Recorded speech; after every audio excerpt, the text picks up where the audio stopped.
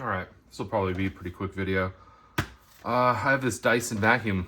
I like it a lot. Problem is the battery died, and replacement batteries are not cheap for these things. Yeah, so I basically had to take out 2 screws to let the battery release. And I found this handy contraption online. This is from crossfirepower.com. So it's an adapter. They have a bunch. I can put a link in the description. But basically, yeah, this plugs in just like that. Boom. Now, instead of having to buy new batteries, I can just use the batteries I already have. And I have this high output 3 amp Milwaukee. If I need a little bit more, I can grab my my 5 amp hour. And if I need even more, I can grab my 8 amp hour. And the runtime, I would say, for the one that it comes with standard is probably equal to this this 3 amp high output probably. Yeah, and it works really well. Another bonus is the trigger. It works differently now. So if I hit the trigger,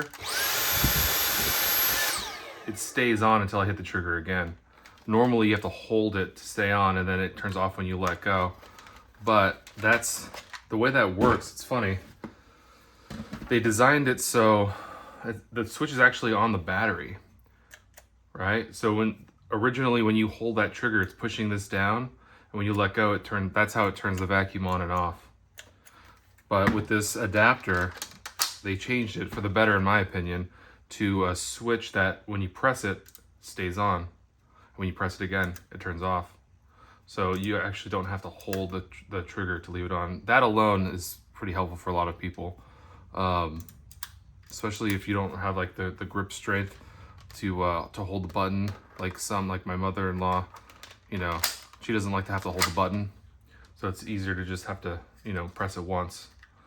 Yeah, that's pretty much it right there.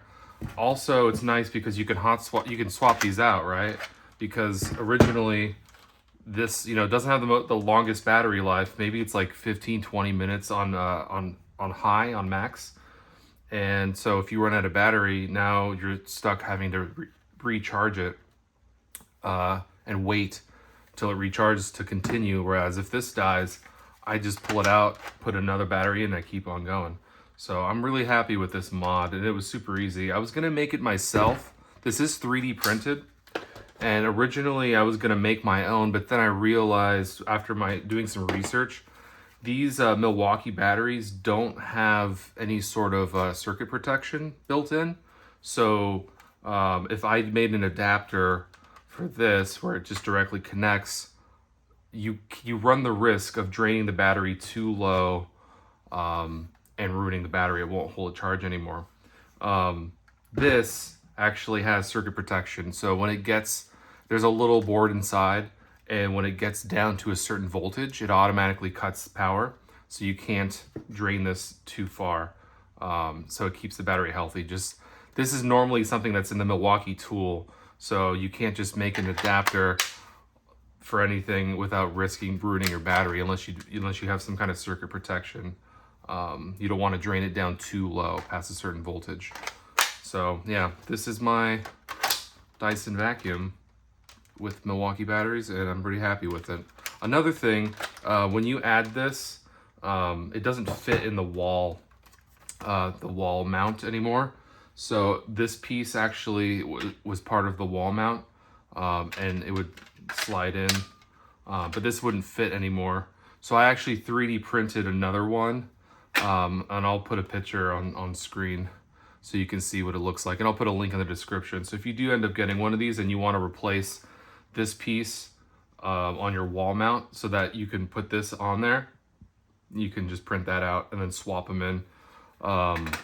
Yeah, that's pretty much. You can't put it in with the battery. It doesn't fit, and I didn't want to design it for the battery to be in while it's in the wall mount, because all the batteries are different sizes. So I actually have, I'll put it in the description also, I have a little wall mount for the batteries, so I could put the battery on the wall next to it.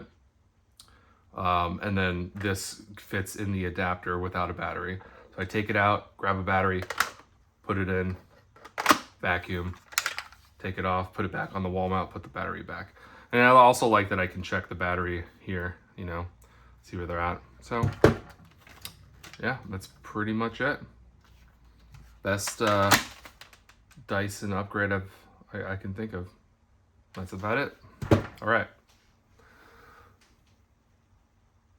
Oh yeah, don't forget to like, subscribe if you want to see more of this, and yeah, check out my other videos. I have another one coming soon, part 2 of my 5K display, my DIY 5K monitor. Yeah, leave a comment if you have questions or any tips or, you know, anything stands out that might help. Thanks.